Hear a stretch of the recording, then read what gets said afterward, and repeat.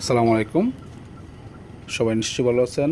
আজ আমরা পুকুরে আসছি, মাছ কীভাবে খাবার দেওয়া হয় তাই আপনাদের সাথে শেয়ার করব। তো চারপাশটা একটু ঘুরে দেখি।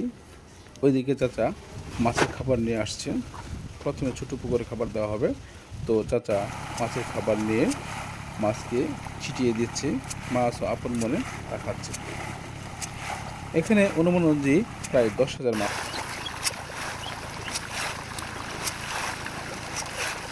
আছে, তার জন্য 50 কেজি খাবার দেওয়া হয়। সকালে এবং বিকালেও 50 কেজি খাবার দেওয়া হয়।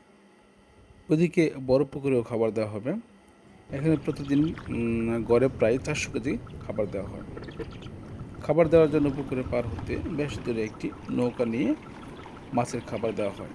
এতে করে পুকুরের পাড় অনেক দিন টেকসই হয়, মাছও এদিক ওদিক ছুটাছুটি করতে পারে, তাই তাড়াতাড়ি গ্রোথ আসে। মাছকে সাধারণত সকালে এবং বিকেলে 2 বার খাবার দেওয়া হয়। যখন খাবারের সময় হয় তখন মাছ নিজে নিজেই নির্দিষ্ট স্থানে চলে আসে। ভিডিওটি দেখার জন্য সবাইকে অনেক ধন্যবাদ। ভালো থাকবেন।